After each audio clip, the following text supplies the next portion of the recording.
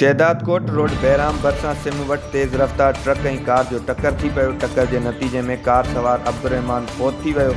फ़ौतीअ जो लाश इलाइक़े वासियुनि पारां इस्पताल मुंतक़िल कयो वियो आहे।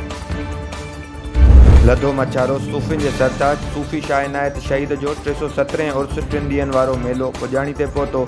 दरगाह जे गादी नशीन सूफ़ी अताला सतारी मेले जे इख़्तिताम बाद दुआ कराई, जंहिं बाद हज़ारे पांधीअड़ा पंहिंजनि घरनि तरफ़ रवाना थी विया। 3 ॾींहंनि वारे मेले दौरान 300 खां वधीक ॿारनि में सुबुह खां फजर ताईं सूफ़ी राग जारी रहियो। मेले दौरान सिक्योरिटी जा सख़्त इंतज़ाम कया विया।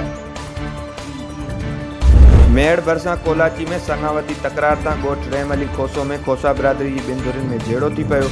झेड़े में फायरिंग सबबि सदर उर्फ़ अली खोसो मारिजी वियो, जॾहिं त अली हसन ऐं संदसि 2 पुट सोनू ऐं शोएब ज़ख़्मी थी पिया।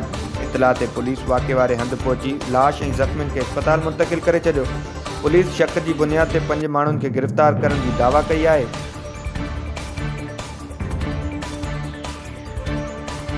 खानपुर मेयर लॻ ॻोठ ॻाढ़ो दौड़ में 5 वरनि जी नींगरी रुख़साना मेयर पेर तिरकण सबबि पाणी जी खुड में किरी फ़ौत थी वई। इतला ते वारसनि वाक़े वारे हंधि पहुची नींगरी जे लाश खे इस्पताल मुंतक़िल करे छॾियो, जिते डॉक्टरनि नींगरी जी मौत जी तस्दीक कई।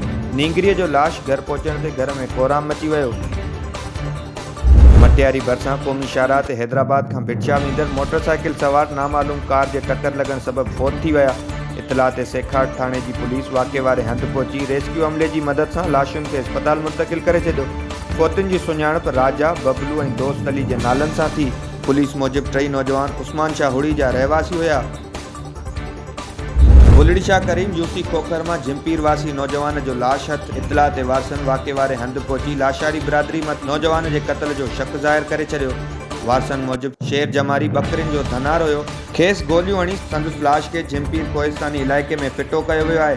संदसि बकरियूं कुझु वक़्तु अॻु चोर काहे फ़रार थी विया, जंहिंजो शक लाशारी बिरादरी मथां ज़ाहिर कयो वियो।